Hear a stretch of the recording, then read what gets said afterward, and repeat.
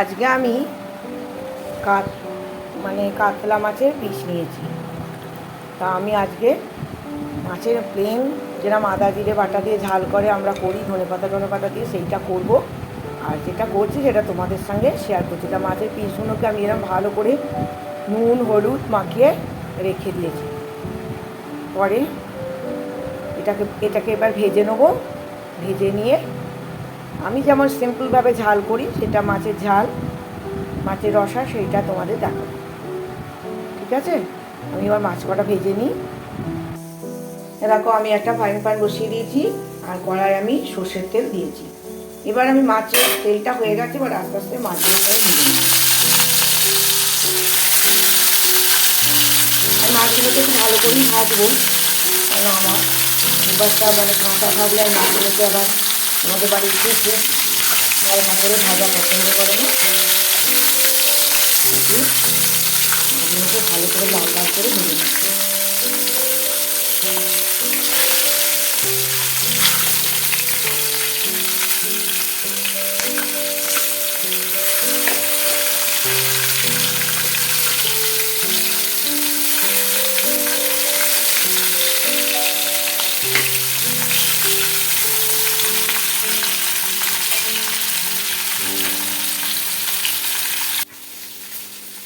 দেখো মাছগুলো আমার মোটামুটি লাল লাল করে আমার ভাজা হয়ে গেছে।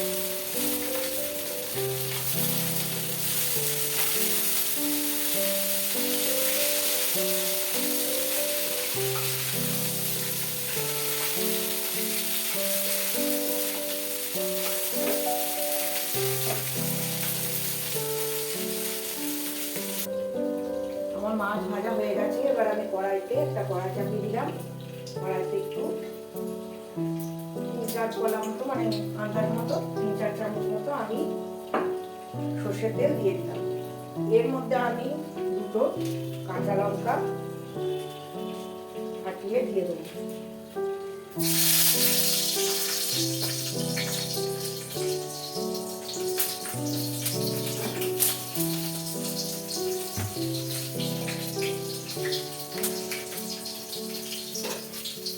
আর আমি 5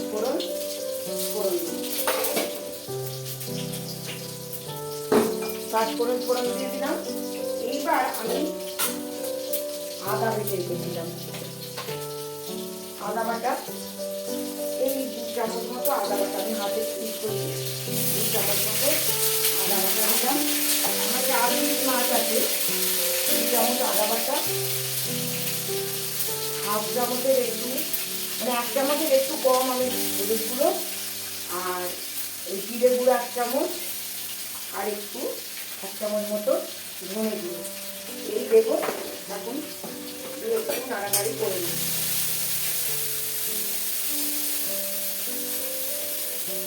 এর মধ্যে আমি একটু একটা টমেটো কুচিয়ে রেখেছিলাম, টমেটোটা দিয়ে দেবো।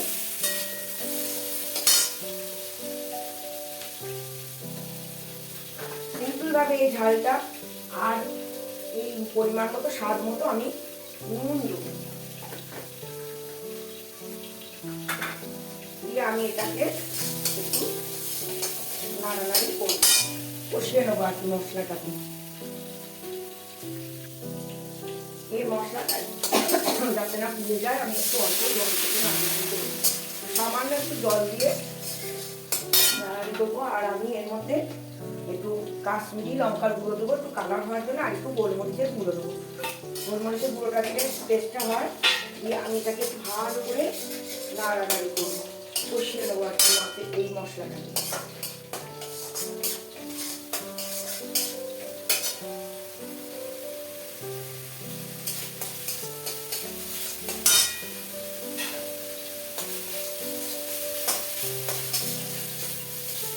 যতক্ষণে একটুখানি মশলাটা কষাকষি হবে, একটু তেল ছেড়ে না আসা অবধি মশলাটা থেকে গাছ।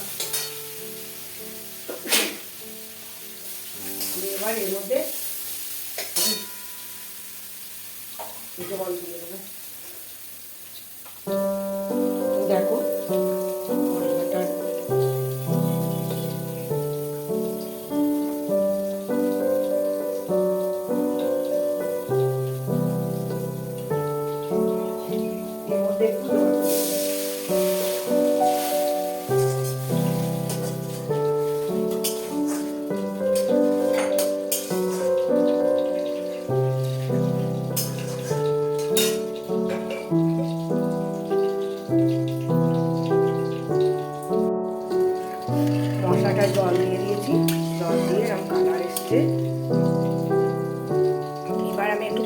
ফুটলে এর মধ্যে ভাজা মাছগুলো অ্যাড করে দেবো।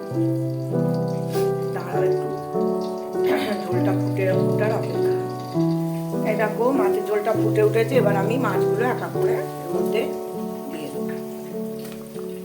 আমার মেয়ে বলছে, মা তুমি যেভাবে সিম্পল ভাবে করো ওটাই দেখাও, ভালো লাগে বেশ মাছের, তোমার হাতের এই মাছের রেসিপিটা, ওই জন্য আমি করলাম।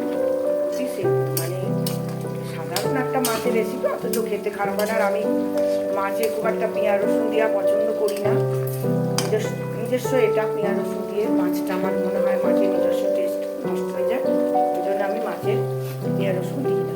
তোমাদের ভালো লাগলে এতে পেঁয়াজ ফোড়ন অবশ্যই দিতে পারো।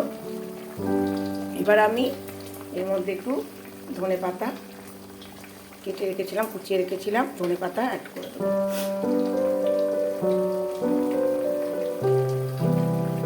মাছটা একটু ফুটুক, কারণ এর মধ্যে সমস্ত কিছু রসটা ঢুকে যাবে। এবার মধ্যে আমি একটু কাঁচা তেল ছড়িয়ে নামিয়ে দেখো আমার ঝোলটা অনেকটা শুকিয়ে এসছে। এরপর আমি এর মধ্যে একটু কাঁচা তেল ছড়িয়ে, ইচ্ছা করলে দিতে পারো, আমি অল্প করে একটু কাঁচা তেল ছড়িয়ে। আমার মনে হয় এটা একটু খেতে ভালো লাগে, গরম গরম ভাতের সাথে মাছের ঝোল খেতে খুব ভালো লাগে। তোমরা বাড়িতে যদি এরমভাবে করে না থাকো, আমার রেসিপিটা একবার ট্রাই করে দেখো, ভালোই লাগবে। নতুন বন্ধুরা যারা আমার চ্যানেলটাকে এখনো সাবস্ক্রাইব করোনি, আমাদের চ্যানেলটাকে তারা সাবস্ক্রাইব করো। পাশে থাকার বা পুরোনো বন্ধুদের আমার পাশে থাকার অনুরোধ। ভিডিওটা একটা লাইক, কমেন্ট আর শেয়ার করতে ভুলো না। টাটা, আসবো একটা নতুন কোনো ভিডিও নিয়ে।